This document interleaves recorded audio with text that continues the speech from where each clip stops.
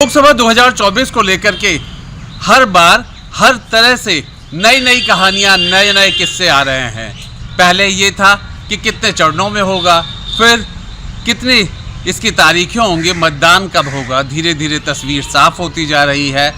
7 चरणों का चुनाव होगा। 4 जून को आखिरकार जनता का फैसला भी आ जाएगा।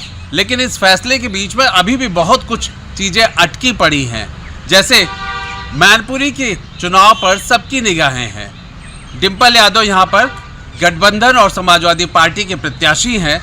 डिंपल यादव मैनपुरी का उपचुनाव जीत कर आई हैं और सबसे बड़ी बात यही है कि मैनपुरी को लेकर के ही सबकी निगाह इस बात पे भी है कि क्या यादव परिवार की 2 बहुएं यहाँ पर आमने सामने नज़र आ सकती हैं। एक तरफ डिंपल यादव तो दूसरी तरफ अपर्णा यादव।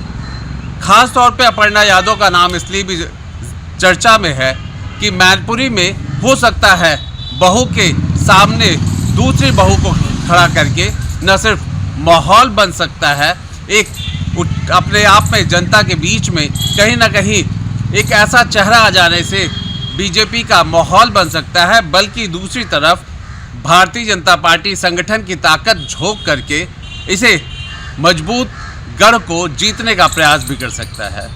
अपर्णा यादव का ले लें तो समय समय पर ये जब समाजवादी पार्टी में भी थी तो भी कहीं न कहीं एक दूसरे के प्रति झटकों का दौर पार्टी के अंदर भी चलता रहता था।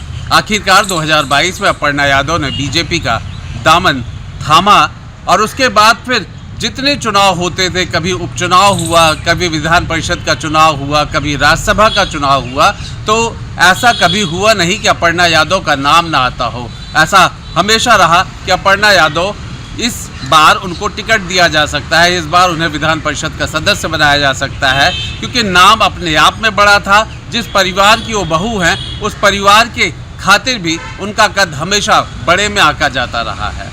और अब जो लेटेस्ट कहें तो मैनपुरी को लेकर के अपर्णा यादव के नाम के कयास बड़ी तेजी से है।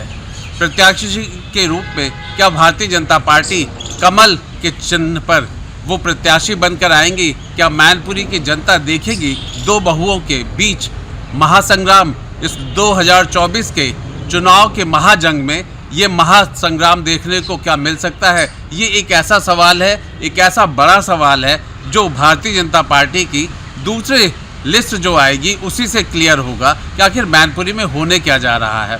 मैनपुरी में वो किसे लाते हैं? नाम तो वहाँ कई हैं, पर क्या अपर्णा यादव जिनका जिक्र चल रहा है क्या वो प्रत्याशी के रूप में आती हैं?